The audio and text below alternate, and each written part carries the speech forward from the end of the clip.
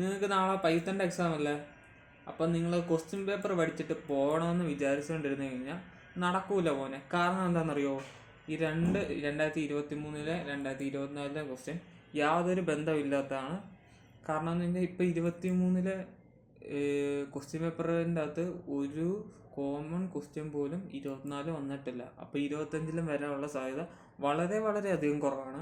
അതുകൊണ്ട് തന്നെ കാരണം മറ്റുള്ള എക്സാമുകൾ നമുക്ക് ഭയങ്കര എളുപ്പമായിരുന്നു. എന്താണ് CN ആണെങ്കിലും ഇന്ത്യൻ കോൺസ്റ്റിറ്റ്യൂഷൻ ആണെങ്കിലും ബാക്കിയുള്ള അത് കാരണം ബാക്കി 2 ക്വസ്റ്റ്യൻ പേപ്പർ മര്യാദയ്ക്ക് പഠിച്ചു കഴിഞ്ഞാൽ എക്സാം പാസ്സായിരുന്നു. പക്ഷേ ഇതങ്ങനെയല്ല.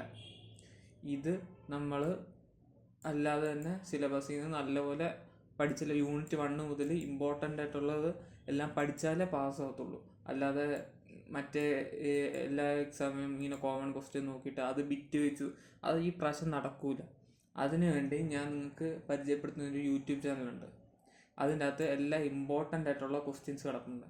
ചാനലിൻ്റെ പേരാണ് iTech World എന്ന് പറഞ്ഞ് ഇവിടെ ഇങ്ങനെ കൊടുത്തിട്ടുണ്ട്.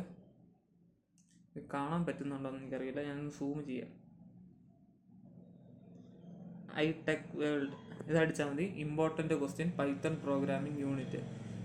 അതിൽ പ്ലേലിസ്റ്റിൽ കയറിയിട്ട് ഇതേണ്ട unit 1, unit 2, unit 3, unit 4, unit 5 ഇതെല്ലാം ഇമ്പോർട്ടൻ്റ് ആയിട്ടുള്ള ക്വസ്റ്റ്യൻസ് കിടക്കുന്നുണ്ട്. അപ്പോൾ ഇതൊക്കെ പഠിച്ചു കഴിഞ്ഞ് കഴിഞ്ഞാൽ എന്തായാലും പാസ്സാകും. നിങ്ങൾ ക്വസ്റ്റ്യൻ പേപ്പർ പഠിച്ചിട്ട് 2 വർഷത്തെ അല്ലെങ്കിൽ 3 വർഷത്തെ പഠിച്ചിട്ട് രക്ഷപ്പെടാമെന്ന് നിങ്ങൾ വിചാരിക്കുകയേ വേണ്ട.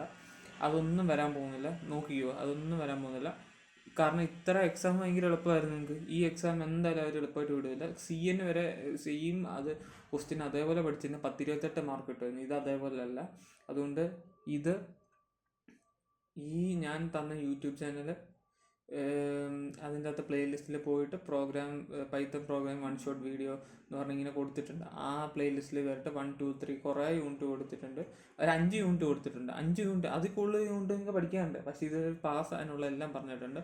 പിന്നെ അത് കഴിഞ്ഞ് Python last semester question exam പിന്നെ ഇമ്പോർട്ടൻ്റ് ക്വസ്റ്റ്യൻസ് ഓഫ് ഓൾ 5 എന്ന് പറഞ്ഞ് ഇങ്ങനെ കൊടുത്തിട്ടുണ്ട്. അപ്പം ഇത് പഠിച്ചിട്ട് പോകാനേ ഞാൻ പറയുള്ളൂ. അല്ലാതെ ക്വസ്റ്റ്യൻ പേപ്പർ പഠിച്ചിട്ട് പോകാൻ പോയി കഴിഞ്ഞാൽ ഊമ്പും. ഉള്ള കാര്യം പറയാലോ, ഊമ്പ് ശരിക്ക് ക്ലാസ്സിൽ ഇരുന്ന് ഊമ്പും.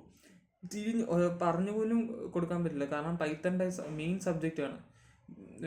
മറ്റേ സ്കോഡ് വന്ന് പിടിച്ചു കഴിഞ്ഞ് കഴിഞ്ഞാൽ നിങ്ങൾ തീർന്നു. അതുകൊണ്ട് ഇത് പഠിച്ചിട്ട് പോക്കോ. ആറാം പ്രതീക്ഷയിലും ബിറ്റ് ഒന്നും വയ്ക്കാതെ മര്യാദയ്ക്ക് പരീക്ഷ എഴുതിക്കോ. അതായിരിക്കും നല്ലത്. ബിറ്റ് വെച്ചിട്ടും കാര്യമില്ല. കാരണം കോമൺ ക്വസ്റ്റ്യൻ നമുക്ക് പ്രെഡിക്റ്റ് ചെയ്യാൻ പറ്റൂല. അതുകൊണ്ട് പോയിരുന്ന് പഠിച്ചോ. ഇതെപ്പോൾ കാണുന്നത് 8 മണിയാണെങ്കിൽ 8 മണി, 6 മണിയാണെങ്കിൽ 6 മണി, ആ ടൈമിൽ പോയിരുന്ന് പഠിച്ചോ. ഇപ്പോൾ ഇരുന്ന് കാണുന്ന അപ്പം തന്നെ പോയിരുന്ന് പഠിച്ചോണം.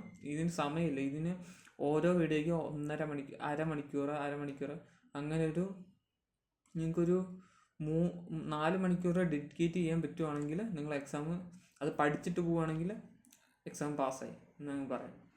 അപ്പോൾ 4th സെമ്മിലാകുമ്പോഴത്തേക്കിന് ഞാൻ വീഡിയോ ഒക്കെ ഇടുന്നതാണ്. എക്സ്പ്ലനേഷൻ വീഡിയോ വെച്ച് ലൈവ് ഞാൻ ഇടുന്നതാണ്. അപ്പം ചാനലൊക്കെ ഒന്ന് സബ്സ്ക്രൈബ് ചെയ്ത് വെച്ചോ. അപ്പം ഈ വട്ടം എനിക്ക് കുറച്ച് ബുദ്ധിമുട്ടാണ്. ഞാനും കുറച്ച് തയ്യാറായിട്ടില്ലായിരുന്നു എക്സാമിനൊന്നും.